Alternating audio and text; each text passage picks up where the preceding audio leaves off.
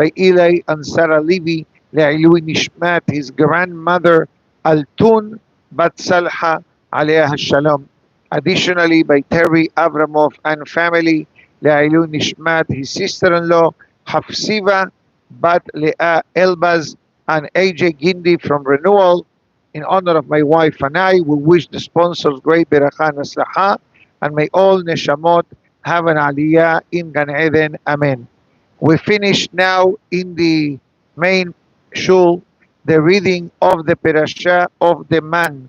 Our holy rabbis tell us that on Tuesday actually, on Parasha Beshalach, which will be this Shabbat Torah portion, also known as Shabbat Shirah, because it contains as Yashir by Yosha, but also contains the reading of the Parasha Taman.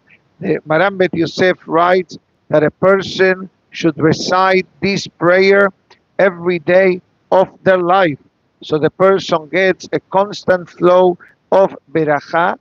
But we cannot obligate anyone to say it every day, although many good people, Baruch Hashem, do say it, and many Sidurim, they have this parasha printed after the Shaharit prayer.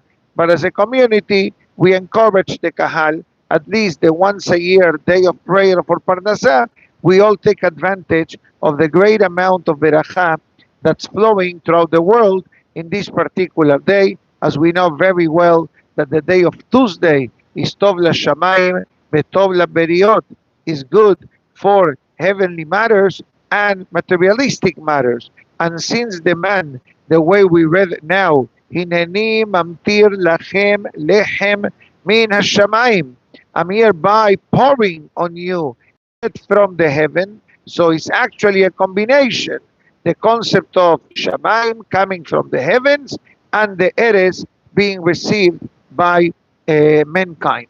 We know that this was the daily delivery service of food by Kadosh Baruch Hu during our 40-year journey in the Midbar, with the exception of Shabbatot. On Friday will come down double portion. Based on this, on Shabbat, when we make Hamosi, we also do Lechem Mishneh. We do make the Berachah of Hamosi on double bread, and the way the Parashah writes later on in Sefer Bamidbar, that the man had basically every imaginable flavor, with the exception of 5 food items that the man did not contain that flavor. And Rashi writes that the reason that these flavors were missing in the man, it was because these types of food are detrimental for a mother that is nursing the baby.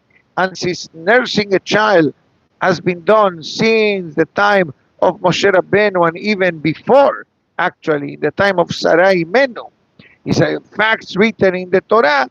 So therefore, the Shamayim blocked, so to speak, the flavor of these 5 food items that are detrimental for the mothers that nurse children. Also, the Torah gives us a hint, literally, of what or how or what type of food the man actually represents. And if you look at the parasha, the pasuk gives us a hint. It may sound funny to say this, but actually it's the pasuk in the parasha that says, the pasuk writes, chapter 16. For those that are at home, the parasha of the man is found in this week's Torah portion, Parasha Beshalach, from chapter 16 on the parasha, verse number 4, and go all the way till verse number 36 included. If reading it in Hebrew is difficult, go ahead and read it in English. For those who get our daily class via email or WhatsApp, this was sent already last night. And for those that the Hebrew may be a bit challenging, we also attach the English version. And those who Spanish is the language of preference, we also added a link with Spanish phonetics and translation. So the person is able to read and to actually understand what they are saying. So the pasuk writes in the middle of the reading of the man, "Et asher tofu efu, v'et asher tevashelu bashelu." The pasuk writes that the man had certain peculiarities. One of them was that the man could have been baked, the man could have been baked, or the man could have been cooked. This is giving you different options of what to do. But if we think for a moment, the word in the Torah that talks about the baking, it's called tofu, bake, which if you put the accent in the different way, you comes up the word tofu. Tofu, think for a second. What's tofu? All kinds of flavors. You want meat with tofu? You have tofu flavored meat. You want cheese? You want ice cream? The famous tofuri ice cream. Why is it called tofuri ice cream? Because the main ingredient and component is tofu. And there you have all kinds of flavors. Hamabdil. This is basically what the man represented. Now, obviously, at this moment, we don't have the actual manna until Mashiach comes. Mashiach comes, we're all gonna get a sample of the manna, the way it says at the end, "Ve'anach oto lifnei Hashem lemishmeret ledorotechem." This is all the way till Mashiach's arrival, but there is a substitute of the manna, which is basically the parnasah, the livelihood that HaKadosh Baruch Hu sends down every day of our life. But let's be honest, we know for a fact that many people struggle for parnasah. Some people struggle to put food on the table. Some people don't have a job. Some people don't have income. So then, what can we do to reverse the situation? And by the way, the presence of income and the lack of income, it's already a pasuk in Sefer Bereshit when Ishak Avinu gave the berachot to Yaakov Avinu. What does Ishak Avinu say? Veiten lecha ha'elokim mital hashamayim u'mishmanei ha'aretz berov dagan betirosh. This is the very famous pasuk that thousands upon thousands of Jewish people recite on Mosai Shabbat. Some do it after Havdalah at the synagogue, some do it at home. Whatever you do, just do it, because it opens the fountains of blessings. But with your permission, I like only to go just to the opening statement of the pasuk. This pasuk, Sefer Bereshit, Ishak Avinu gave to Yaakov, and it says, "Veiten lecha Elokim," may the God gives you, mital hashamayim, from the dew of heaven, umishmanei haaretz, and from the fat of the land, berov dagan betirosh, cereals and grains. How powerful this verse sounds. Very powerful. He's telling Yaakov, may God give you XYZ. It sounds very interesting, but there is a code in that pasuk that doesn't make it so bountiful. The word Elokim. Veiten lecha ha'elokim. So Ishak Avinu says to Yaakov, if you deserve it, God will bless you. And if you have no blessing, it's because you don't deserve it. It's a powerful statement. People think, wow. Yeah, it's a wow blessing. Only if it becomes, it's like you buy a lottery ticket. When you get excited, only if you win. If you didn't win, okay, next. So Yaakov Avinu is told by Ishak, Veiten lecha ha'elokim.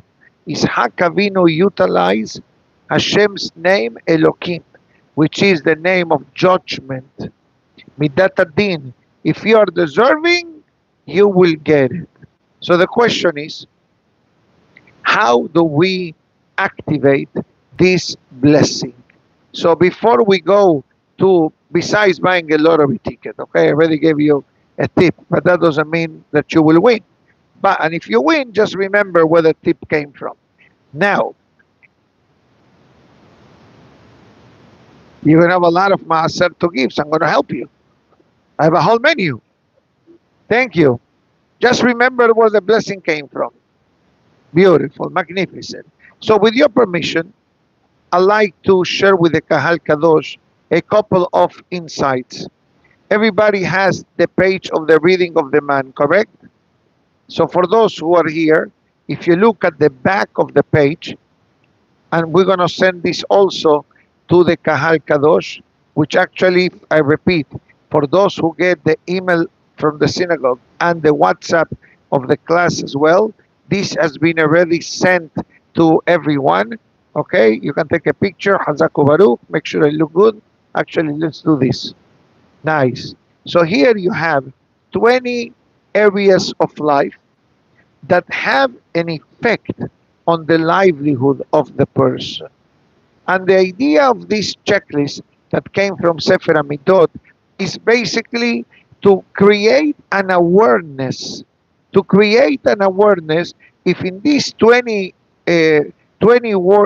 lines menu, maybe there is an area that by thinking about it, we are able to rethink it and say, you know what?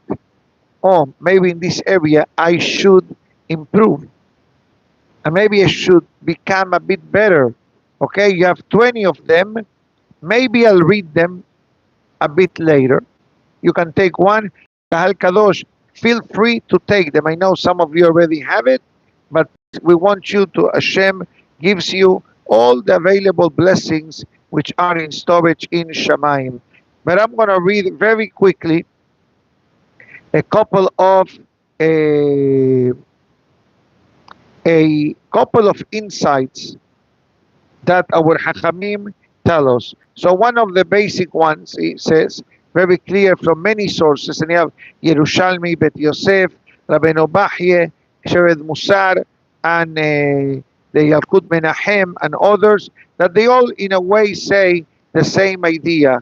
That's part one, that reading the parasha of the man, and some even encourage it to be read, Shenai Mikra Be'ahat Targum, to read twice the Hebrew and one in Aramaic, the way we do every week for the parasha of the week. And some say that that is the true way of activating the blessing. We follow the opinion not to make it too long with the tzipur of reading the Hebrew straight, the way it's brought down in many sidurim. But I'm going to tell you a couple of things. It says the Divrei Israel, and it says, a person that is meticulous of not engaging in any matter, especially in the world of business, before prayers, meaning to say that the first priority of the day is getting up, getting ready to come to the synagogue and to pray. And that's the main goal and focus priority. And then when a person finishes working and having a bit of food and learning a bit of Torah, then the person goes to work. It says very clearly, at that moment, the fountains of Beracha are open to the person. The Derashot Hatam Sofer says even further. It says a person that in the starting of the day prays, learns Torah, and eats, interesting order. It says pray, learn Torah, and then eat. It says HaKadosh Baruch Hu will open the fountains of blessings. And the question is, why this specific order is what opens the fountains of blessings? I like to say, in my humble and limited knowledge opinion, that the concept of a person prioritizing prayer and learning, it's showing that his or her priority, let's say, in the business world, is Hashem. Obviously, if a person needs to eat something because of medical needs, or because they have to take a pill, or they are under the weather, obviously not. But in a regular cases, the Hatam Sofer says, learn a bit of Torah, then eat. In our case, maybe a bit different, because while we eat, thank you, because while you eat, I talk. So you multitasking, okay? But the Hatam Sofer says, learn before you sit down to have breakfast. Additionally, it says here, Birkat Hamazon, Sefer HaChinuch, write this, and if you look in the book known as Birkat Hamazon Bechavana, it says a person, and brought down by the Ben Ish Hai and others, that a person who recites Birkat Hamazon properly from the book with Kavana, whatever that means, minimum will be understanding what we are saying, not doing anything at all, but reciting Birkat Hamazon, and the person says it with happiness and sitting down, that opens also the fountains of blessings. Additionally, it says in Tana Deve Eliyahu, a person that it says in the Kedusha, Kadosh, Kadosh, Kadosh. We do this every day of our life, every day in Shaharit and Minha. A person by saying this sentence, Kadosh, Kadosh, Kadosh, Hashem Tzevakot, and the person as the Kavanah, my goal is to sanctify Hashem's name in the world. That thought and that action, praising Hashem loudly, it also open fountains of blessings. Additionally, the Rama and Rabbi Akiva Iger brings the concept of becoming a sandak in a berit milah. This is a known fact. There are people throughout the world that they buy the zechut of being a sandak. I know that in our community it's not common or the practice, because for sandak you honor the father, the consuegro, grandparents, hachamim. But in the Jewish world out there is a concept that sometimes a family that is needy, or a family that Baruch Hashem, all the grandparents were already honored, sometimes they offer the zechut of being the sandak. But let's say that based on our community, anyone is honored to be the sandak of the grandchild. So it says here very clearly that the sandak must have 3 requirements in order to activate the blessings, which I'm not sure how easy they are, but I'm going to read them to you. It says, number 1, it says that a person, obviously the sandak, holds the baby when the mohel is doing the berit milah. That's the orla, not an issue. That's usually what happens. Number 1. Number 2, it says that he holds the baby during the moment that the beracha of the kiddush of the birkat milah is being done. And number 3, according to this opinion, is the actual person who recites the berachot. I believe that the kavanah of the Rama refers to the beracha after the berit milah, because you're not the father of the baby, so therefore you cannot say the beracha of Asher Kiteshanu. That's only the beracha that the father says, so that's out.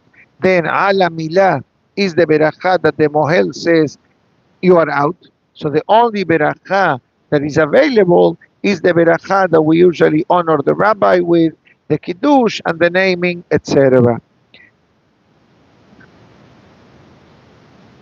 It's not the best for a child, and in some cases the way they do it is because, imagine yourself, if there is a sandak and the sandak is not shomer Shabbat, that's a problem for the child.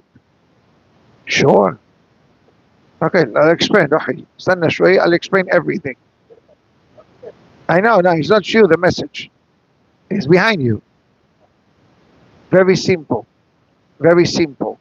Because the sandak, at the moment that he is sitting down on the chair to be the sandak, there is a shefa, an abundance of beracha, but there is also hashpa'ah, influence on the newborn child.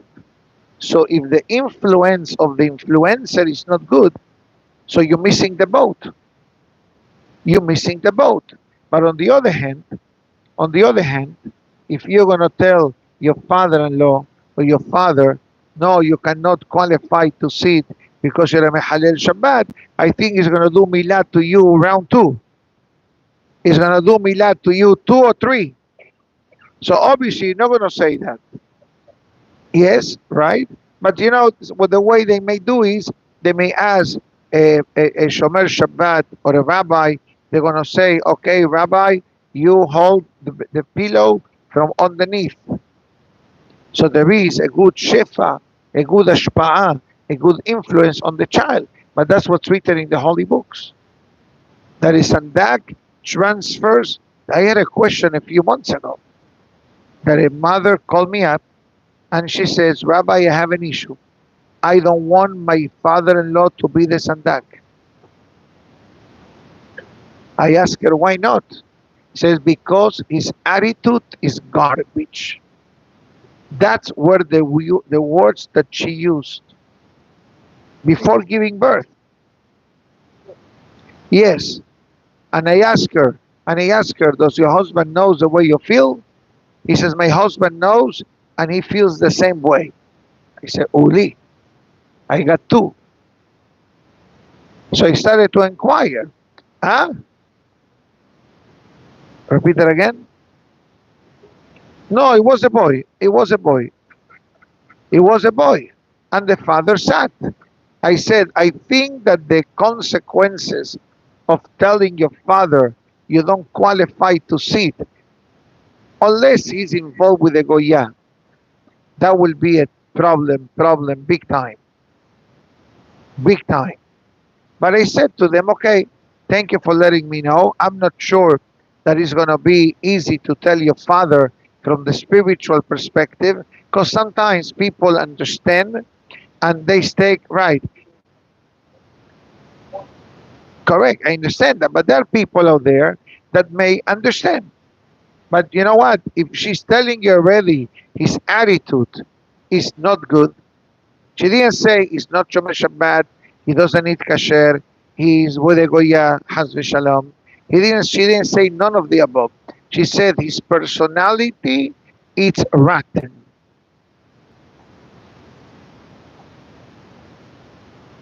That's exactly what I'm saying. When Mahila, we're recording live. So if you want to say something, raise your hand. Mahila, in advance. 1 second. I just finished saying. This is live recording. And people don't hear, they only hear part, and then I get the comments. So I'm going to explain. The moment that the sandak is sitting down, the legs of the sandak become like a mizbeach, an altar, and the baby becomes a ketoret, and the sandak has the power to influence the child. If the sandak has good influences to give, that's no brainer. But if the sandak is a problematic person, this is the mother of the baby calling me, not a stranger. The mother says, I don't want my father-in-law to sit in the chair of the sandak. I said to her, there is no escape. There is no escape. I said, well, how can you talk to him? I said, no. What am I going to tell him? You're a rotten person? Of course you can change. No, by the way, I did say something to him. Of course. In the day of the Berit Milah, I went over to him. Of course. Nice, you know me. I put silk gloves. I did not take off my gloves. I used silk gloves. And I said, Mr. XYZ, do you know that at the moment that you are sitting down on the chair of the Milah, there is a flow of energy that goes through your body and it transfers. You know how it transfers? Coming up, shoulder, arms, baby. It's a very holy moment. So take advantage of this moment to have good thoughts. And he said, don't worry, I'll be next to you. I'm going to hold your hand. So we do it together. And that's how we circumvented that. And she was very thankful that I stopped her, thinking. She wasn't wrong. Let's clarify. She was wrong expecting that she can tell her father-in-law, don't sit down. And Baruch Hashem, HaKadosh Baruch Hu enlightened me, and I spoke to a mumche, to an expert mohel. I said, this is the situation that I have. He says, Rabbi, you think that I don't deal with this on a regular basis? He says, forget about attitude. If the fellow is not Shomer Shabbat, what do you expect? So you put the hand underneath. I share with you a secret now of the trade. Secret of the trade. Put the hand of the knee underneath, and you hold the baby together with the sandak, and Be'ezat Hashem, the goodness of the backup will connect with the baby as well. Yes.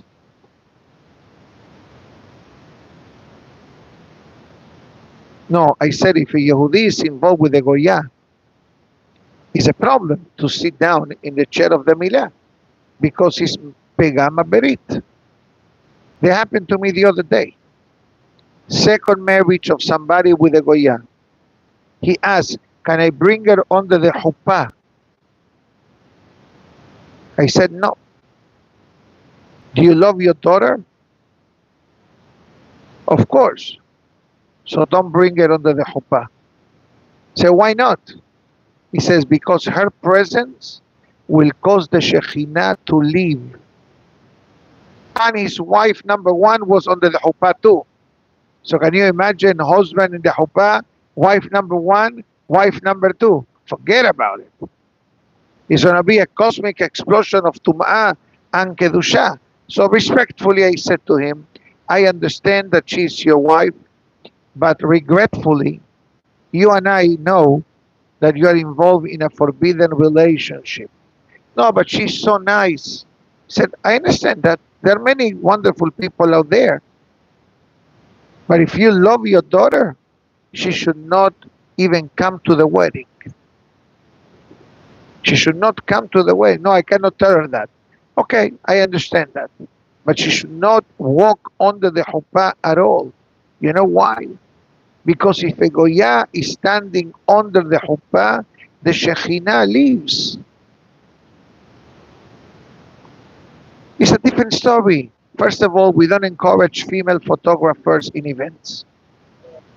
It's not an issue because he's there to do work.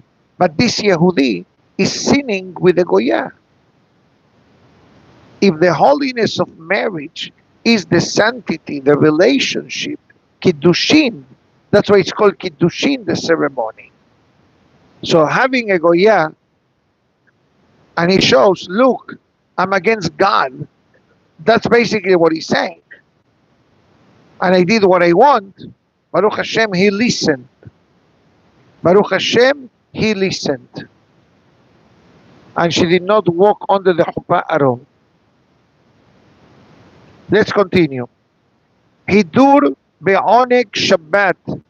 The Yeriot Shlomo writes, and it says that a person who enhances the way to honor the Shabbatot, like the Gemara mentioned in Betzah, it's a known Gemara in Betzah. The Gemara in Betzah says, whatever income the person will have is established from Rosh Hashanah to Rosh Hashanah.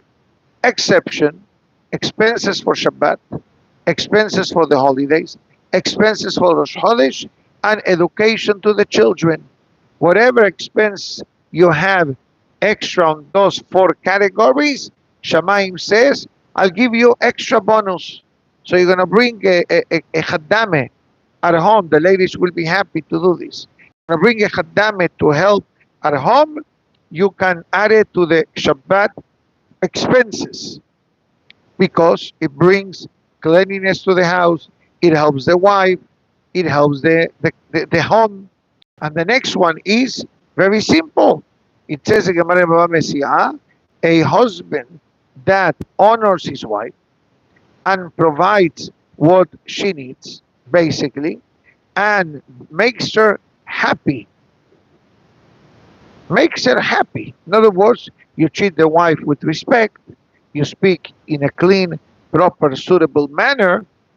Not only that Hashem will bless them with great beracha, But the mazal of the person, if there is anything negative connected to his mazal, that happiness of the wife reverses the negative mazal into a good and positive mazal. This is a very known Gemara.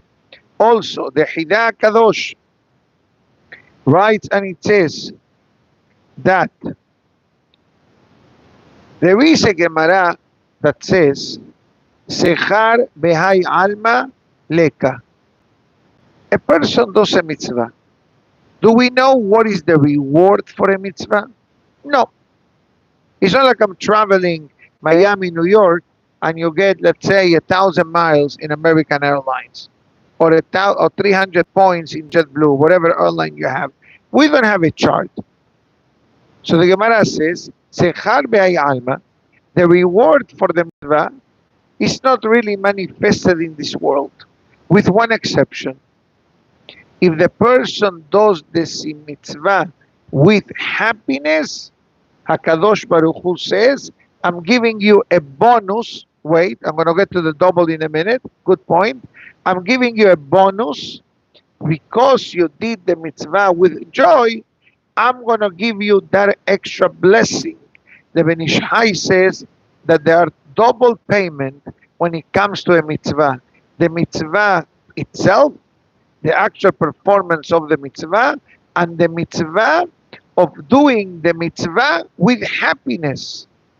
Like David HaMelech says in chapter 100 of Tehillim, Ibdu et Hashem besimcha. Sefer Haredim writes the concept of one of the requirements for a mitzvah to be considered a well-done mitzvah is actually the concept of happiness. Shlomo HaMelech says, I praise happiness, and be'samachta v'chagecha ve'ayita ach sameach, double happiness, be'samachta v'chol hatov asher natan lecha Hashem Elokecha, be happy with everything good that Hashem gives you. So there are plenty of verses throughout our Torah that enhances the concept of a person being happy in the performance of the mitzvah. This is only a handful of suggested tips for a person reverses the negative mazal and activates the beracha.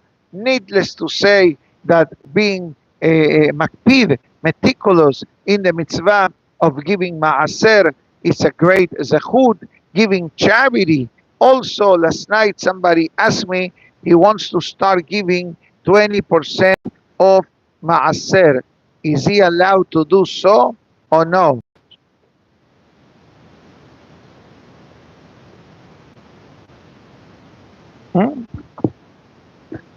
Hazak, thank you for smiling.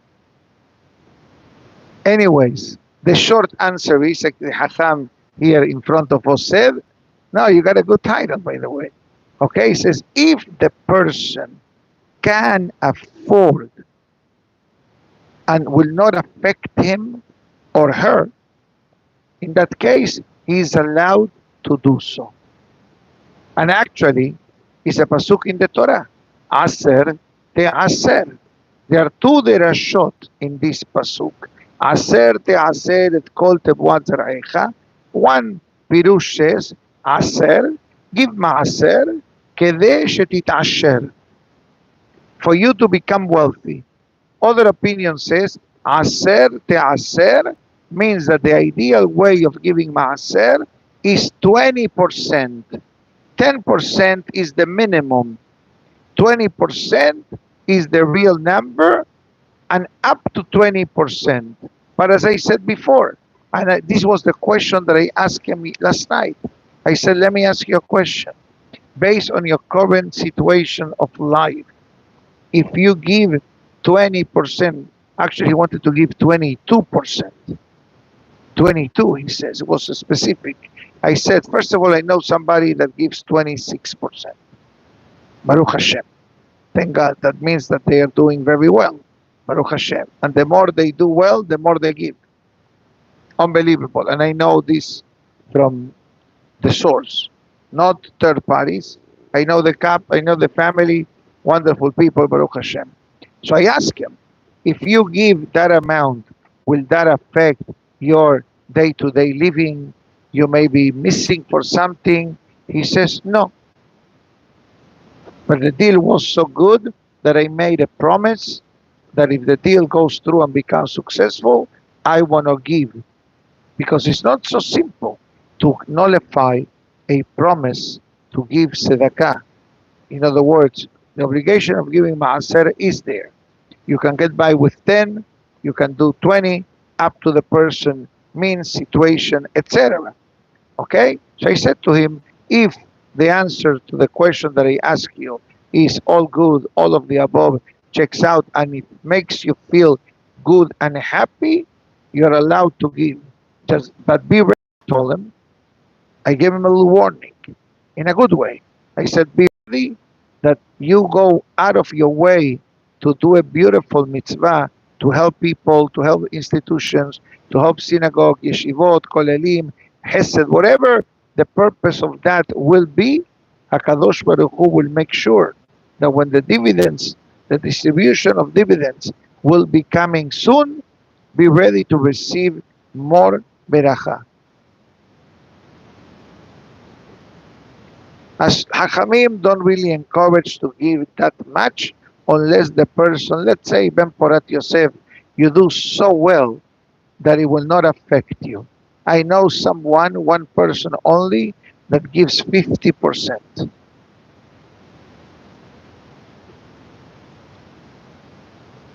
No, no, true, but I'm saying as long as that it will not affect the person. In other words, if the person is going to give 20% or 22%, and then the person will not be able to do the day-to-day living, the Torah says, Dayenu. You don't have to give. That's why Hachamim need to give you the permission to give more than that.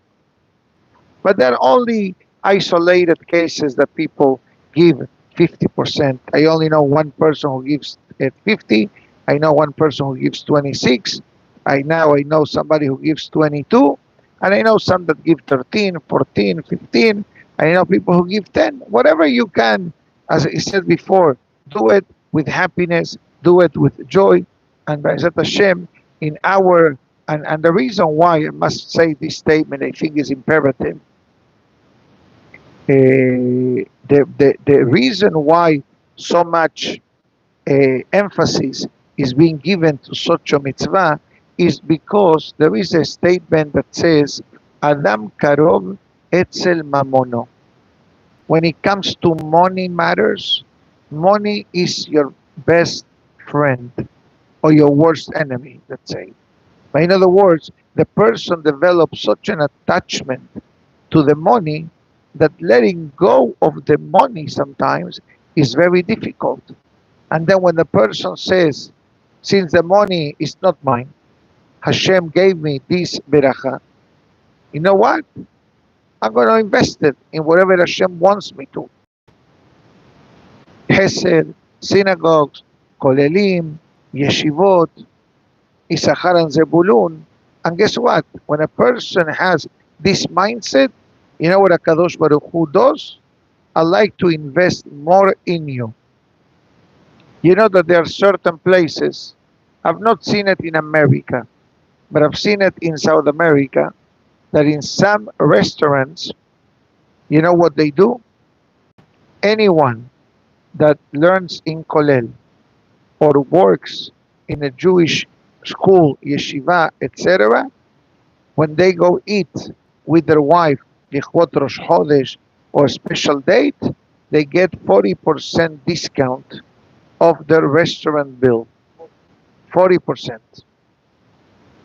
Wonderful. Great. I only heard of it, never saw it in action.